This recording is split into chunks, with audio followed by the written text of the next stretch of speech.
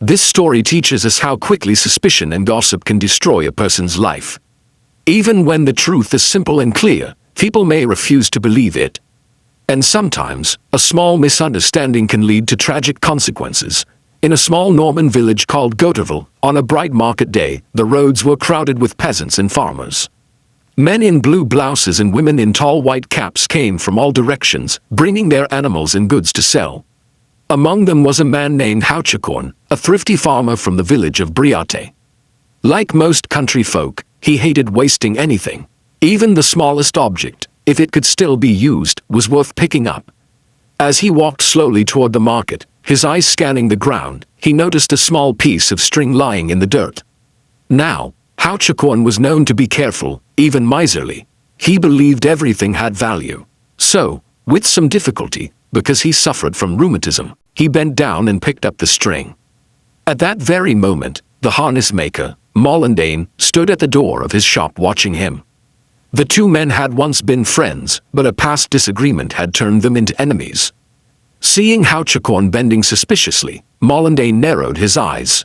Feeling embarrassed at being watched picking up something so trivial, Hauchecorne quickly tried to hide the string. He slipped it into his coat and pretended to look around as if searching for something else on the ground. Then he continued on his way to the market. The market was lively and noisy. People shouted, bargained, laughed, and argued. Animals bleated and clucked. The air was filled with the smell of hay, sweat, and food. Around noon, the crowd began heading toward the inns for lunch. Hauchecorne sat down in a busy inn, enjoying his meal with others, when suddenly a town crier entered the room, beating his drum loudly to silence the chatter. He announced that a leather pocketbook had been lost that morning on the road between 9 and 10 o'clock. It contained 500 francs and important papers. A reward would be given to whoever returned it. The room buzzed with excitement, but Hauchecorne paid little attention and continued eating. After lunch, as people began returning to the market, Hauchecorne was suddenly stopped by the village police officer. He was asked to come immediately to the mayor's office.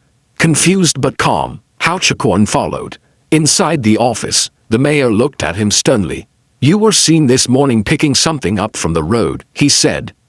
Hauchecorne was surprised. "Yes, it was just a piece of string," he replied honestly. But the mayor shook his head. "You were seen by Molendane, the harness maker. He says you picked up the lost wallet."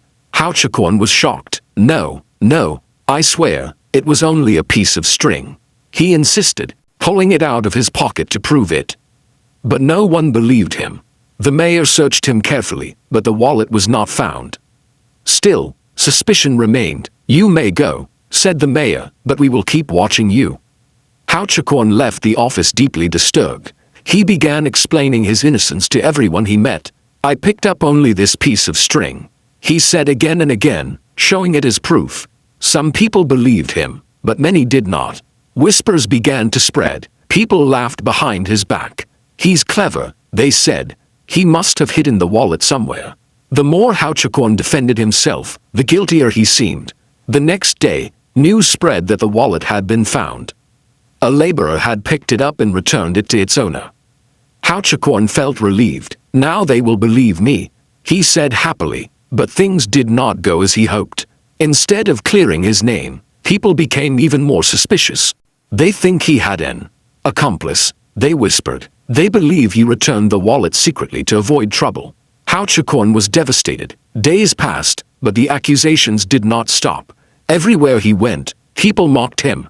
At the market, at the inn, on the road, everyone seemed to doubt him. He could not escape the shame.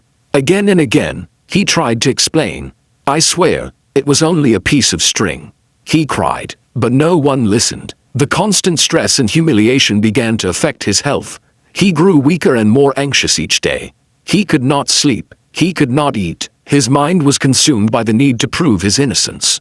Finally, he fell seriously ill. As he lay in bed, near death, he continued repeating the same words over and over. "A piece of string, it was only a piece of string." These were his last words before he died.